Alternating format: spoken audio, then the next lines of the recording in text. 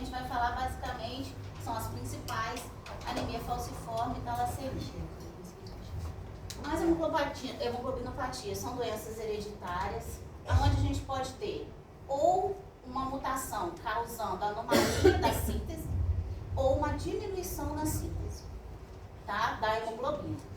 7% da população mundial pode ter, tem hoje a incidência de hemoglobinopatia, uma dessas duas. Tá? A talassemia é um pouco mais rara do que a anemia falciforme.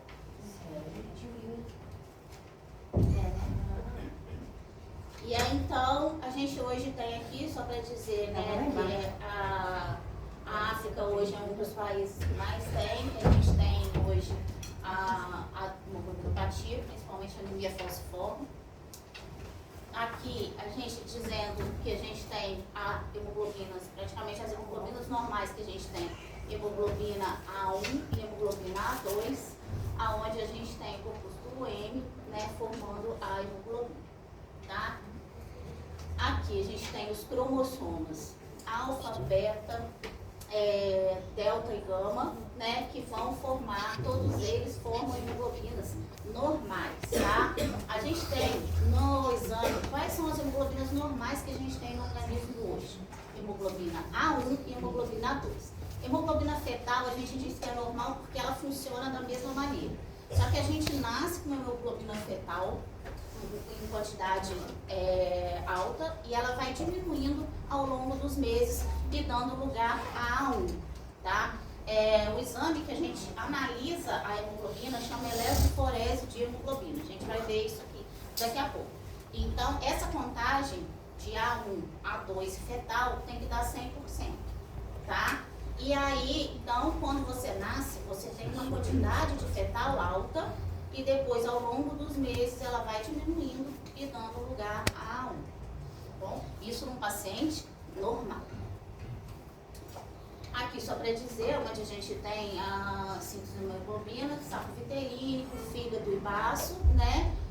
Antes do nascimento, nasceu, depois vai para a medula óssea, né? E aqui é onde a gente tem as cadeias, né? Aqui a gente mostrou que a gente tem a fetal com alfa e gama. Aqui dá para ver que a gente tem no intrauterino, a gente tem uma produção de alfa-gama alta, então formando a hemoglobina fetal alta, e depois a gama vai diminuindo e a beta vai subindo, formando a hemoglobina A1.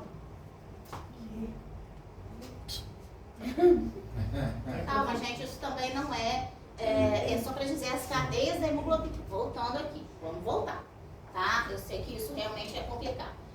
Na hemoglobina 1 a gente tem cadeia alfa e cadeia beta. Na hemoglobina 2 a gente tem cadeia alfa e cadeia delta. Na hemoglobina fetal a gente tem cadeia alfa e cadeia gama, tá? Como eu falei, a hemoglobina fetal, quando a gente nasce, ela está muito alta. Depois ela vai diminuindo e formando a A1. Aqui mostra isso. Hemoglobina fetal a gente tem alfa e gama, né? Então, no nascimento você vê que ela está alta. Depois a gama vai diminuindo e pegando a cadeia beta, desculpa. O que vai dar a hemoglobina A1, tá? Vai formar a hemoglobina A1. Gente, isso é só para vocês entenderem que, o que eu quero que vocês entendam? Quando a gente nasce, a gente tem uma hemoglobina fetal alta. E depois ela vai diminuindo e dando lugar a A1. Entendeu? Entendi. Vamos? Tá? E aí, a gente vai agora falar da doença da hemoglobina, né? Onde a gente pode ter uma síntese anormal, tá? Ou uma síntese diminuída. Na síntese anormal, a gente vai formar uma hemoglobina diferente. E isso a gente tem aonde? Nas doenças falciformes. Na síntese diminuída, a gente vai ter a falta da hemoglobina, tá? E aonde a gente tem nas talassemias, tá? Aqui a gente tem a falta de uma hemoglobina, mas a gente tem como se essa falta de hemoglobina, mas a formação de uma hemoglobina diferente tomasse o lugar dessa hemoglobina normal, tá? Aqui não, aqui você não tem produção de hemoglobina diferente, você só tem a falta dela, tá bom? Primeiro, então, a gente vai começar com doença falciforme, né? A doença falciforme, o que é a anemia falciforme e a doença falciforme? É onde a gente tem uma alteração na cadeia beta, né, do aminoácido, formando, você tem uma alteração, não precisamos saber qual alteração, qual aminoácido, qual cadeia, jamais, tá? Né? Mas a gente precisa saber que essa alteração, ela forma a hemoglobina S, que é a hemoglobina anormal, que é a hemoglobina diferente, tá? Então, essa hemoglobina anormal, ela não carrega oxigênio e vai gerar toda a fisiopatologia das complicações da anemia falciforme, que eu vou explicar daqui a pouquinho, tá? Então, essa alteração aqui da base nitrogenada, ela vai formar a hemoglobina S, que é a hemoglobina anormal.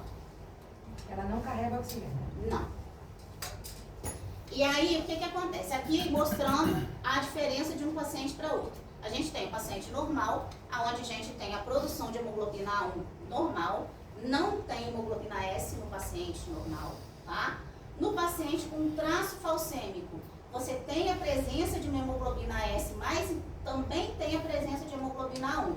E essa presença, essa quantidade de hemoglobina S é menor que 50%. Tá bom? Isso no traço. Isso porque o paciente com traço, ele não tem doença. Ele só é portador. Tá? Então, muitas das vezes eu já recebi pacientes sendo encaminhados por um médico por conta de traço falcêmico. Traço falcêmico, semana passada a gente recebeu ele. Traço falcêmico a gente não tem doença, ele não precisa acompanhar. Ele só precisa saber que ele tem o traço, porque se ele tiver um filho com alguém que tenha traço ou com alguém que tenha anemia falciforme, essa criança pode ter anemia falciforme, que é uma doença muito ruim, uma doença que não tem cura, né? E uma doença que tem várias complicações, tá bom? E então você tem que estar muito consciente na hora que você vai querer ter um filho. Mas é congênito? Oi? É congênito. Não existe risco de evoluir também não, né? Você nascer sem... Não, nascer com traço? Não. Uma vez traço, sempre traço. Tá? E você para ter a doença falciforme, você precisa herdar tanto do pai quanto da mãe. Quando você é traço, você só herda de um. Tá? Você só herda de um. Então, é isso. O traço você só herda de um. A anemia falciforme você tem que ter dos dois. Tá bom? Aí é menor que 50, né? Menor que 50, a quantidade S. Tá? Então, na eletroforese de hemoglobina, quando você vê lá a presença da hemoglobina S menor que 50%, você sabe que isso é o paciente que nunca foi transfundido, tá? Isso é o paciente sem transfusão, com a presença da hemoglobina S menor que 50%. Isso é o paciente com traço falcêmico. Professora, essa pessoa com traço, se ela quiser ter um filho, ela tem algum tratamento para diminuir o risco do filho ter ou não? Ela tem não paciente, existe tratamento, não. tem Ela paciente tem que pode... Ela tem que saber o quê? Se o parceiro dela ou a parceira tiver traço falcêmico, ela tem que saber a porcentagem. Ela tem uma chance lá, eu vou falar daqui a pouco, de ter a doença falciforme. Tá? Mas não existe nenhum tratamento que diminua esse risco. Tá. Com relação a essa... A não ser uma fertilização in vitro, aonde você vai fazer o exame genético. Exame. Tá bom? Em relação à transfusão aí, o que acontece, que a senhora comentou? Porque quando o paciente é transfundido, ele pode diminuir a hemoglobina S e aumentar a hemoglobina A1 dele. Porque você está dando hemoglobina normal para ele. Entendeu? Tá. Para ter a anemia, então, o pai e a mãe tem que, vamos supor, se um tiver um traço e o outro tiver um traço, aí já pode ter a criancinha ou os dois têm que ter a doença? Vamos lá. Normal, só tem que ter a doença. Vamos lá. Essa aqui, ó. Esse é o quadro, mas eu quero falar. Azão, azinha. Exatamente. Para ser um paciente com traço. Nossa. Esse aí não nasceu, não. Essa aí. Funcionar. Vamos lá. Mas enfim. O paciente é azão, azinho, igual você falou. Está difícil. Vamos lá. Então, para ser, aqui eu tenho. Quem que vai me pegar na sala lá? Por favor. Vou testar, né?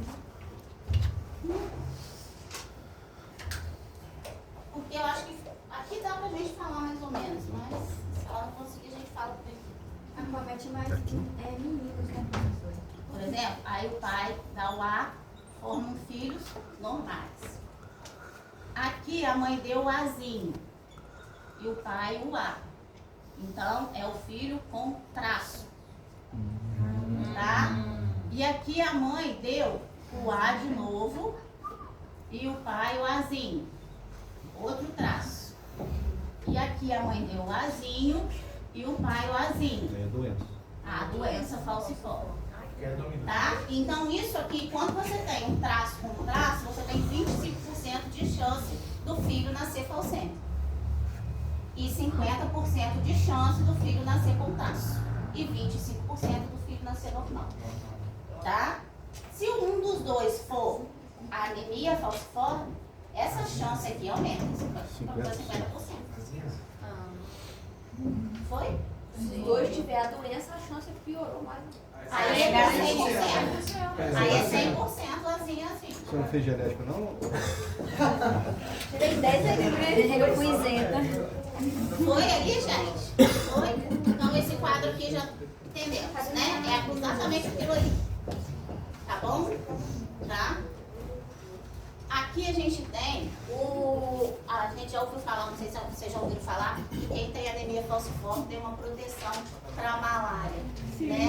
Isso geralmente é um traço falcêmico, tá? Porque é como se ele impedisse a replicação do parasita, tá? Ou quem tem o traço. Mas quem tem anemia falciforme é mais complicado, porque a anemia falciforme por si só ela já diminui a imunidade do paciente. Então, isso não é muito. Mas então quem tem o traço, que é geralmente quem tem uma proteção. Né? Aqui a gente diz, essas hemácias que são formadas pela hemoglobina S, elas formam a hemácia em foice. Por isso falciforme vem de foice, tá? E aí é o que a gente tem aqui só para mostrar como que é uma hemáciazinha em foice, tá? Aqui, ó. Aqui o que acontece? Você tem a perda do oxigênio e essa hemácia é o fenômeno de falcização. Então, ela forma a hemácia em foice, tá? Ela não carrega oxigênio, ela libera o oxigênio, tá? Então, ela não carregando oxigênio, ela vai afoiçando, formando a hemácia em foice. Exatamente. Tá? Aqui é o que eu falei, fenômeno de falcização. E isso faz esse fenômeno aqui. Por quê? A hemácia em foice, exatamente, ela tem, se você for ver, ó, aqui está uma hemácia normal, aqui está o vaso. Passou pelo vaso de uma maneira muito mais rápida, muito mais deslizando, muito melhor, exatamente. A hemácia em foice, ela tem uma superfície que adere muito mais ao vaso. E por ela não carregar oxigênio, ela faz o quê? Ela faz vasoclusão, isquemia. Esse é o fenômeno da anemia falciforme, da fisiopatologia da anemia falciforme, das crises, é esse, tá? Vasoclusão, tá bom? Por quê? Porque hemácia em foice e hemácia que não carrega oxigênio. Então forma como se fosse trombos, né? Como se fosse trombos, mas e vai isquemiar o vaso, entendeu? Tá?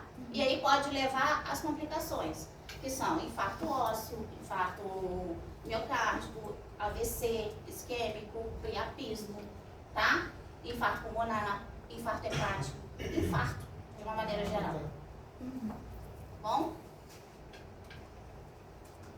Aqui voltando, né? Geralmente, esse paciente com anemia falciforme, ele pode ter uma anemia, ele tem uma anemia, na verdade, e, na verdade, assim, às vezes ele não tem o sintoma da anemia tão importante quanto a gravidade que é a doença, tá? A doença é tão grave, mas o paciente, ele tolera aquele nível de hematócrito baixo muito bem, tá?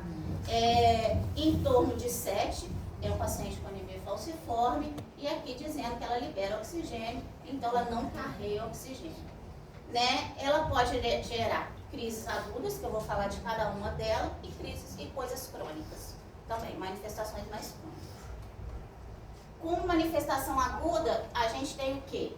as crises vasoclusivas, levando a crise álgica, porque libera, essa vasoclusão pode liberar a citocina, tá? Que vai fazer a dor, é um paciente com dor. E, por favor, não negligencie um paciente com dor, com anemia falciforme, porque é dor, é muita dor, tá? Então, precisamos, às vezes, ter que fazer opioide para esse paciente, morfina para esse paciente, ou até remédio mais potente, porque é muita dor, tá bom? O sequestro esplênico, né, porque você tem a hemólise, ela é um tipo de anemia hemolítica, porque ela não funciona, ela não dura o tempo que ela tem que durar, então ela tem uma hemólise, e essa hemólise, ela leva também ao sequestro esplênico. O baço, ele não reconhece aquela célula como célula normal, e ele sequestra todas as células. Ele não sequestra só a hemácia, ele pode sequestrar leucócito e ele pode sequestrar plaqueta. Então, uma coisa que a gente tem que ficar de olho no sequestro esplênico, qual é o sinal clínico de um sequestro esplênico? Baço aumentado e o que? Às vezes sinais de choque, hipovolêmico, tá? Então, o que a gente tem que orientar o paciente com anemia falciforme? A gente ensina pai e mãe, principalmente, né, pai e mãe, a palpar baço. Porque sabe que se tiver um pouquinho acima, a mais, né, aumentado do que ela está acostumada, ela tem que correr para emergência. Né? Já peguei paciente chocado, chegando na emergência por sequestro esplênico. Então, e assim, orientando a mãe, o pai a medir baço, isso ajuda muito o paciente. Quantas vezes a mãe já me ligou, doutora, está 1 centímetro a mais do normal dele. Vai para emergência, colhe um hemograma. E isso ajuda mesmo, tá? As crises aplásicas, onde a gente tem uma infecção por um vírus, que é o parvovírus, né? E levando por conta dessa imunidade mais baixa, a gente parvovírus B19, tá? É onde eu vou falar sobre isso aqui daqui a pouquinho também. Parvovírus B19, e aí ele é um vírus que pode gerar aplasia de medula secundariamente. O que é isso? Queda do hematócrito, queda do leucócito, queda da plaqueta, tá? Secundariamente. Então, tratou, né, passou o tempo do vírus, isso volta ao normal, volta a subir.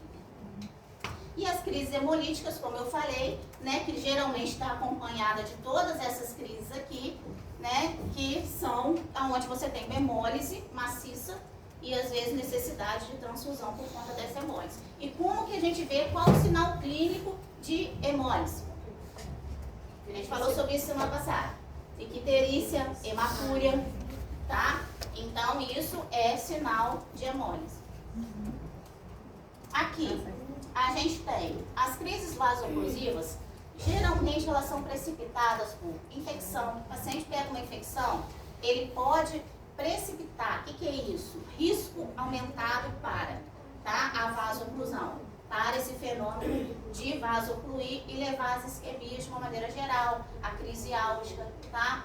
Uma acidose, desidratação e desoxigenação, isso tudo pode levar, precipitar as crises agudas que a gente falou agora há pouco. Desoxigenação, por exemplo, frio, vasoconstrição, piora a circulação. Ele já tem uma circulação, né, no O2 já limitada, exatamente. Então, paciente, quantas vezes já chegou o paciente na emergência com crise de dor por conta de cair da cachoeira, por água gelada. Água muito gelada, faz vasoconstrição. Entendeu? Então favorece a crise álgica, tá? E aí vem as dores ósseas, os infartos ósseos, né? Onde a gente pode ter necrose de cabeça do fêmur, de vértebra, né? A gente tem a boca de peixe, a gente vê ali, né? Uma outra crise que a gente tem é a síndrome mão-pé, né? Que é onde a gente vê os pezinhos e as mãozinhas bem edemaciadas, vermelhas, tá? O AVC, né? E a síndrome torácica aguda, gente, onde a gente tem um infarto pulmonar associado a uma infecção, tá? A síndrome torácica aguda, ela é algo que a gente tem que ficar atento no pronto-socorro, porque ela é muito rápida, ela evolui muito rápido. Geralmente é um infiltrado pulmonar que você vê no raio-x, tá? Mas esse paciente, ele chega saturando bem e daqui a meia hora ele está saturando mal. E aí, isso é a síndrome torácica aguda. Então a gente tem que ficar de olho. Paciente falcêmico tem que medir saturação, tem que fazer algum quadro, tem que fazer raio-x e tem que ficar de olho no paciente. Porque a síndrome torácica aguda, ela é uma emergência, tá? O priapismo, onde a gente tem uma vasoclusão do corpo cavernoso e aí leva a uma ereção bem dolorosa, dói mesmo, tá? Aqui é só dizendo onde a gente tem o infarto de vértebra, aqui fica com coisa esfumaçada, né? Aqui também a gente tem, né? Aqui na ressonância a gente acaba conseguindo ver também os infartos, mas isso é uma coisa bem complicada às vezes de analisar. A cintilografia pulmonar, dependendo, ela ajuda bastante até na síndrome torácica aguda. A cintilografia também cardíaca pode ajudar também. Tá? Não.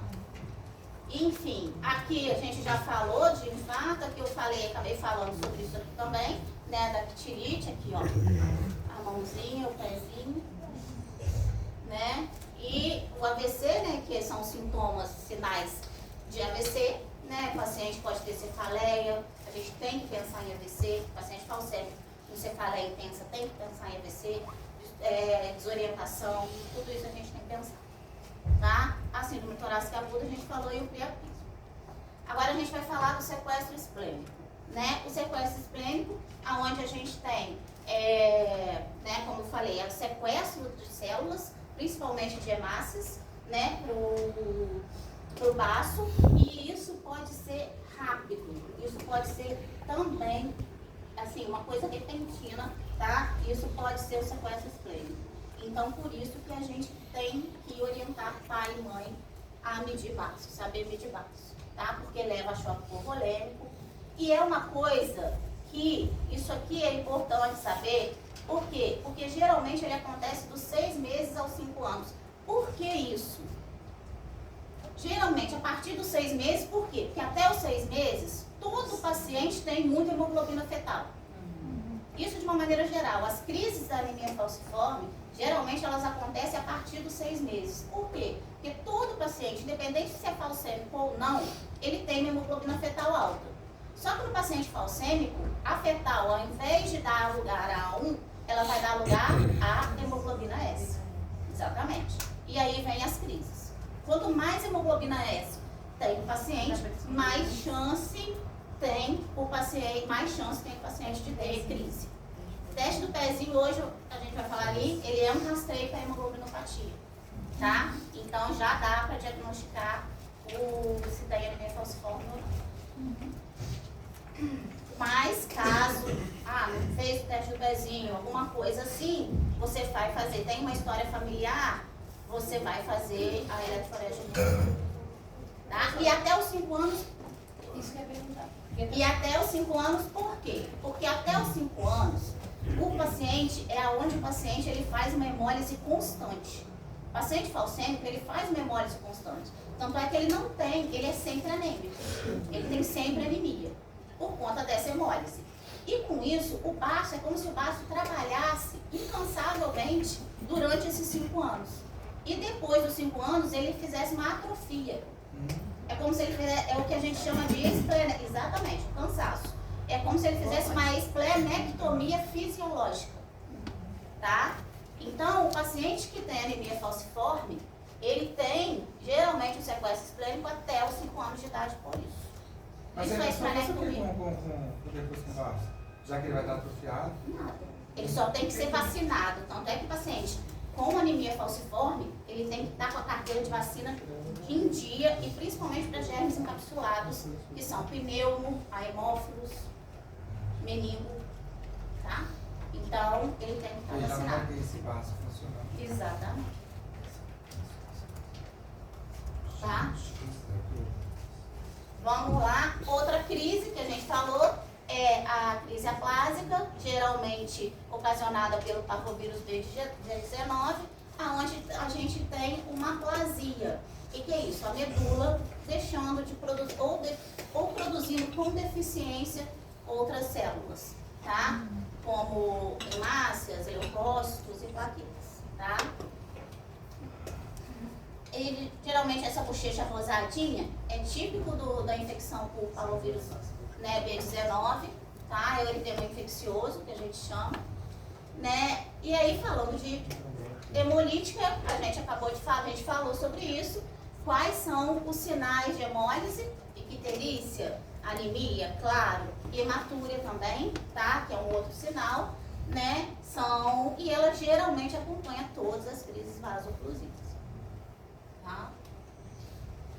Como manifestação crônica, a gente tem as úlceras de membro inferior, né? A gente tem o que a gente chamou de a esplenectomia fisiológica ou autoesplenectomia, é uma coisa crônica, né? É uma coisa que vai acontecendo ao longo dos anos. A retinopatia proliferativa também pode ser por conta pode ser como se fosse microinfartos, né, na retina, tá? A colitise, gente, isso é uma coisa que realmente pode acontecer no paciente falcêmico.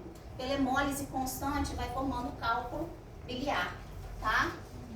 Infarto renal, que é uma coisa já também por microinfartos, né? E a osteomielite, o que é isso? É uma predisposição, não se sabe ainda por quê, pela salmonela, tá? A gente tem osteomielite, infecção no osso, né? Então, o paciente falcêmico, ele tem uma predisposição a ter infecção por salmonela. Ele manda a osteomielite. Estou dizendo as úlceras, né? A esplenectomia, o que a gente falou isso, né?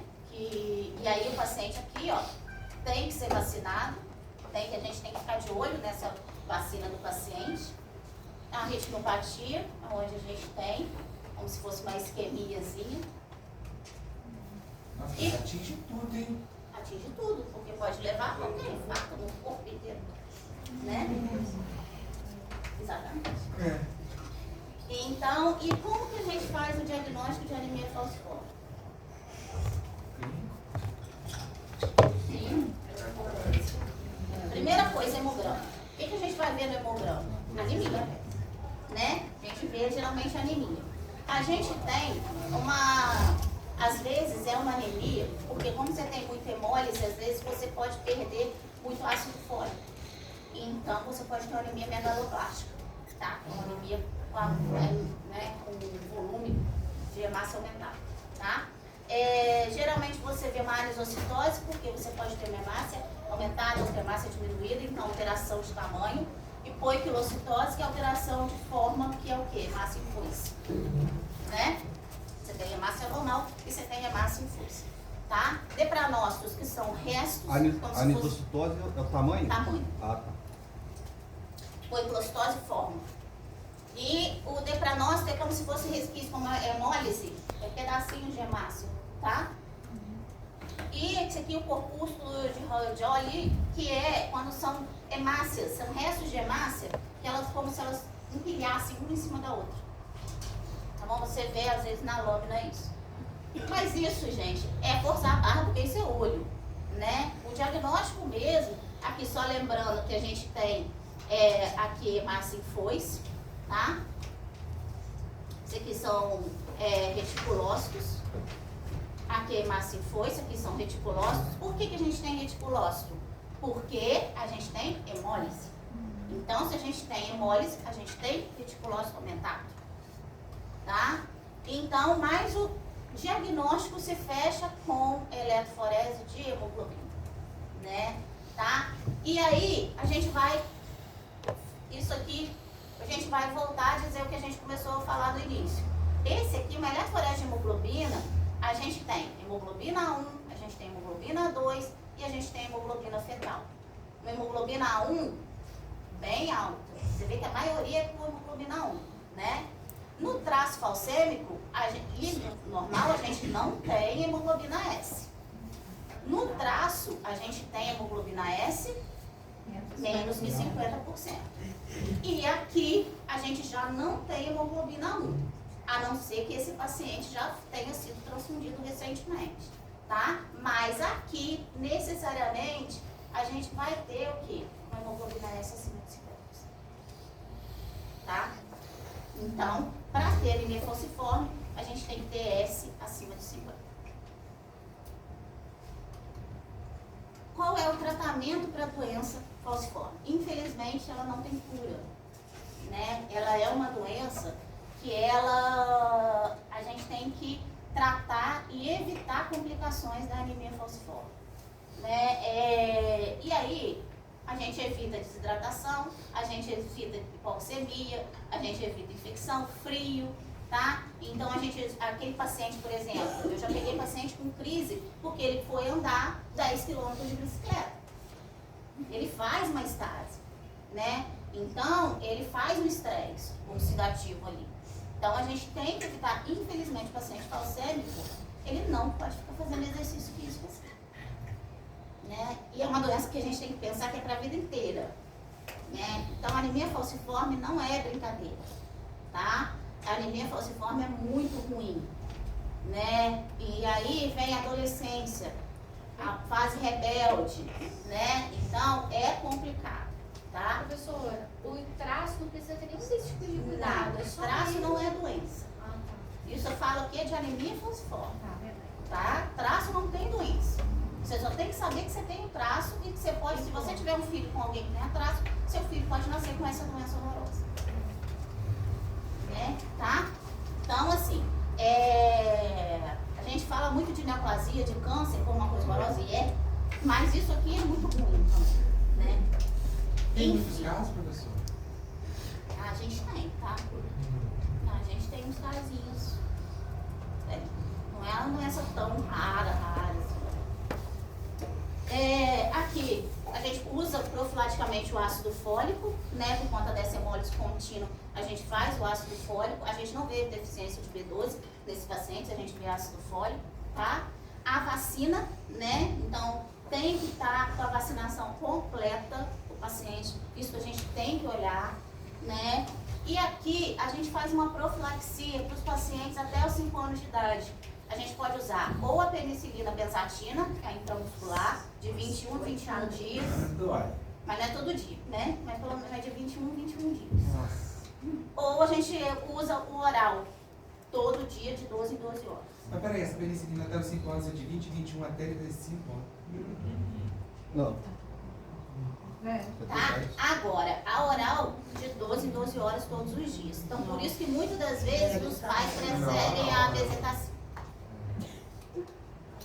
E aí, tratamento para crise álgica é o quê? A hidratação, tentando, né, fazer com que a gente tenha uma melhor circulação, o repouso, claro, para evitar o estresse, né, o aquecimento, né, e os analgésicos, lembrando que a gente tem que pensar em opioide, né? Então, e é comum você às vezes chegar no pronto-socorro, o paciente falcêmico, ele já está rato de emergência, né? E aí ele chega e fala assim, a minha dor não melhora com tramal.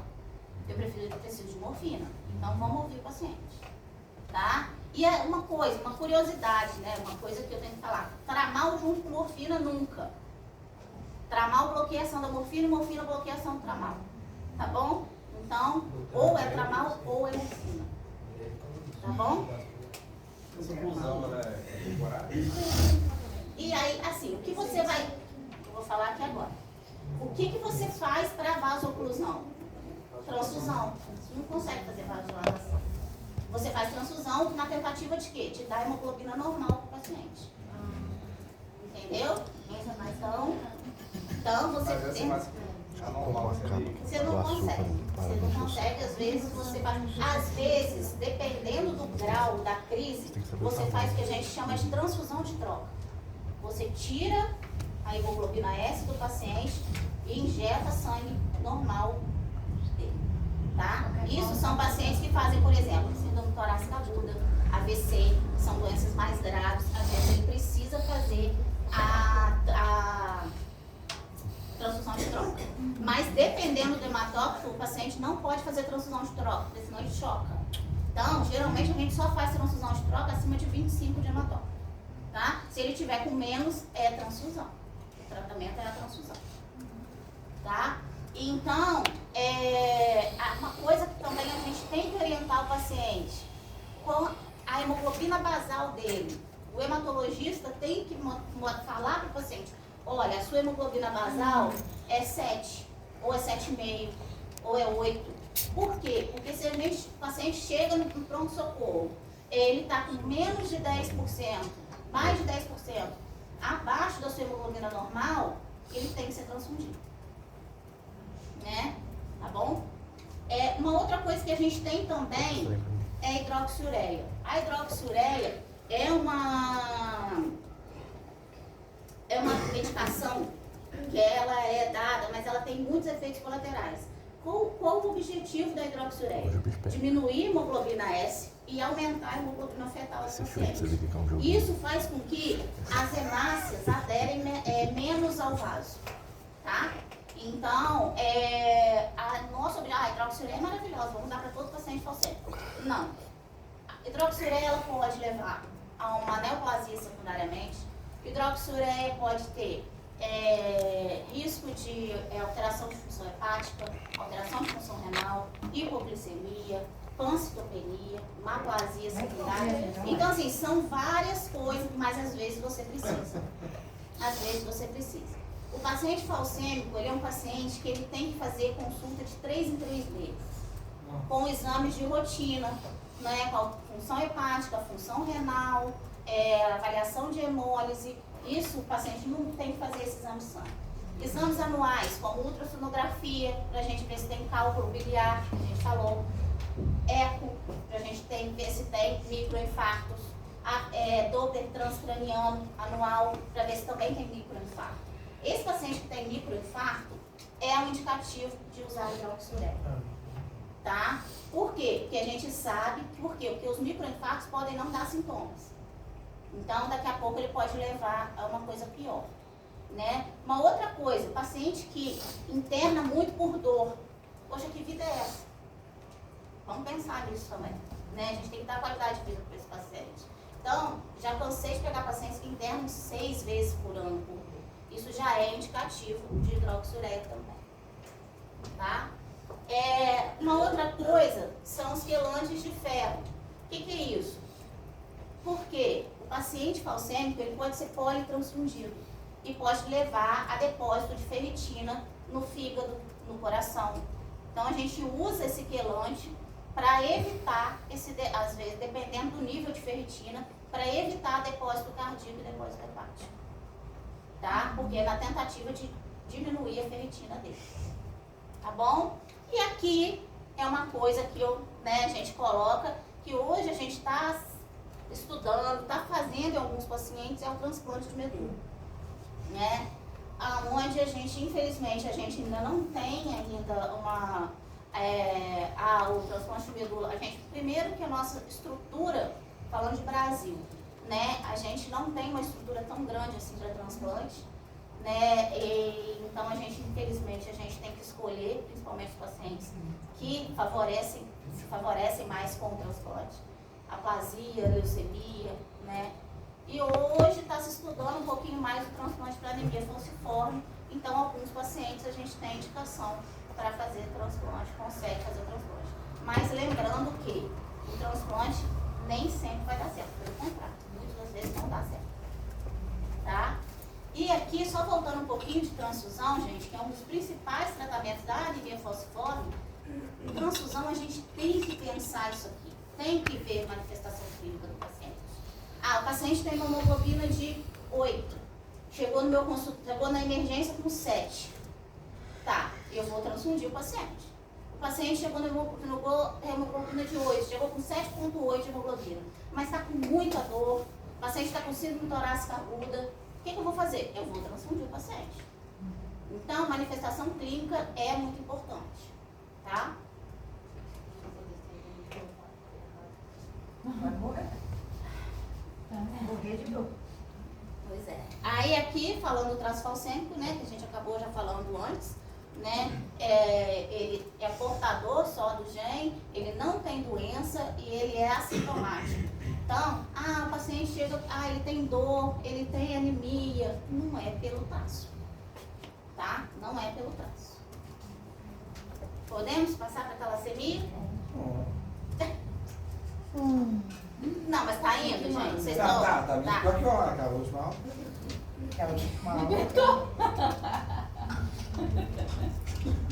Que foi a primeira, assim. A talassemia é uma doença que a gente chama do mar Mediterrâneo. Ela é uma doença um pouco mais asiática, né? Que a gente fala, não é tanto quanto a anemia falciforme, tá? Que é da África, né? Ela é, aqui como a gente fala, talas é mar, a ema sangue, então é sangue do mar, né? Doença do mar Mediterrâneo. Nada que, tá? É só pra gente saber. E aí, ela também é uma doença genética, ela também é uma doença congênita, tá? E ela, a gente tem uma diferença que é o quê?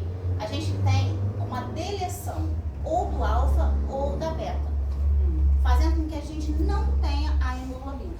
Ela não tem, diferente da falciforme, uma produção de uma hemoglobina diferente. Ela tem a falta de uma e pronto. Tá? E aí, é um paciente, voltando aquele quadrinho, né? Esse paciente é um paciente normal, onde a gente tem A1, A2 fetal normalmente, tá? E a talassemia, ela tem os graus de talassemia, tá? Ela pode ser um grau menor, ou ela pode ser um grau maior, ou ela pode ser intermediária. Isso faz com que a gente, a manifestação clínica depende desse grau.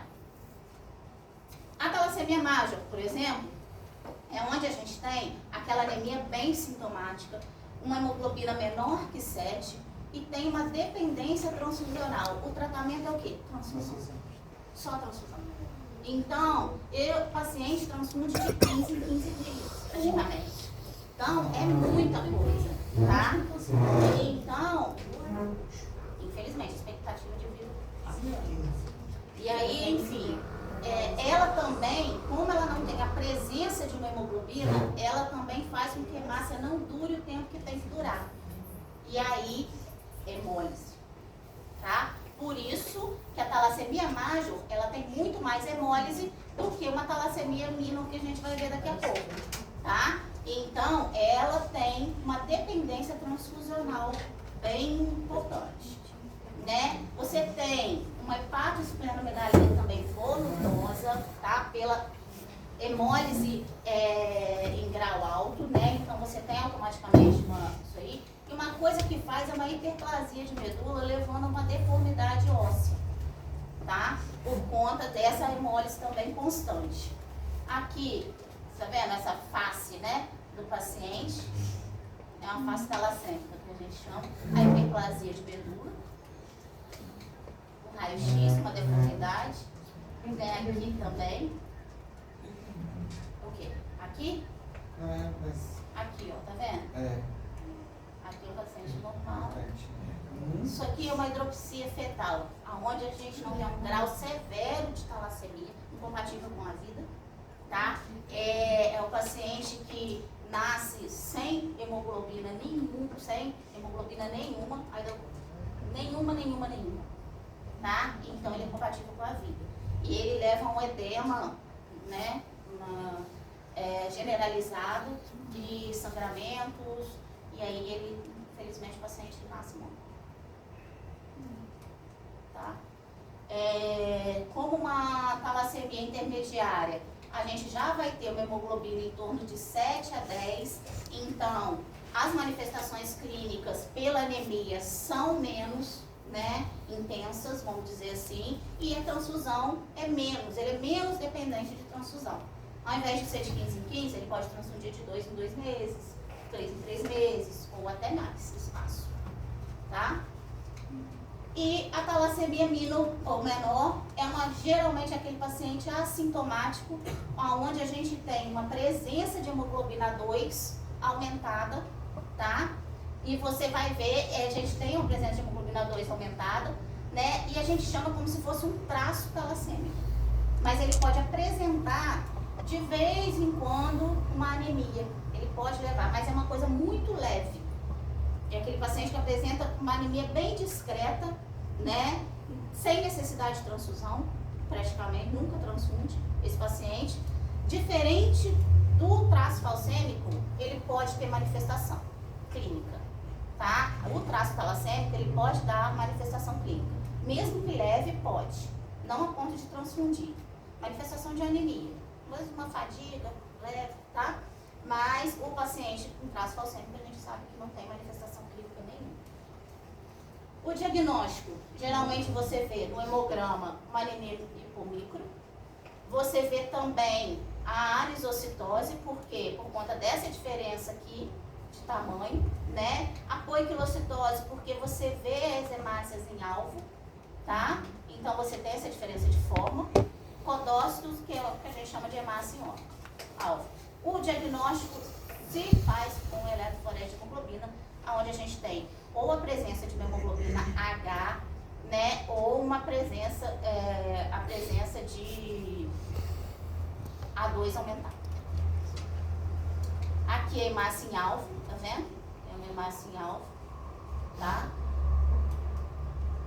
Né? O diagnóstico aqui voltando, né, a gente faz, porque a gente só falando, aonde a gente tem a diferença nas cadeias, tá? Aonde, se a gente tem alteração da cadeia beta, o diagnóstico aqui se faz pela eletroforese, né? Se você tem alteração na cadeia alfa, a gente tem a presença da hemoglobina H, ou o PCR para a cadeia alfa, dizendo que a gente tem alteração na cadeia F, alfa, tá? O tratamento também ácido fólico, né, porque faz hemoglobina, né, pode também fazer depressão. Vacinação, porque você também acaba tendo um paciente, né, que tem sequestro, tem sequestro esplênico, né, então você faz, importante até, né, transfusões, dependendo até regulares, né, no caso da anemia da talassemia major, né, quelação de ferro, muito importante, mais importante até que na anemia falciforme. Esses pacientes aqui de talassemia major, eles são muito mais transfundidos do que o paciente com anemia falciforme, tá? Então, a gente tem que pensar em quelação aqui, para esse paciente, né? Tem que avaliar a ferritina, é algo que a gente tem que ter. Esplenectomia, às vezes você faz a esplenectomia, porque às vezes, o que acontece? A esplenectomia ela é tão intensa que o paciente tem crises e choca várias vezes. Então é aquele baço até na fossa ilíaca mesmo. É muito grande, é muito grande. É, fossa ilíaca. Não tira, não? Já peguei, tira. Aí faz a esplenectomia. Entendeu?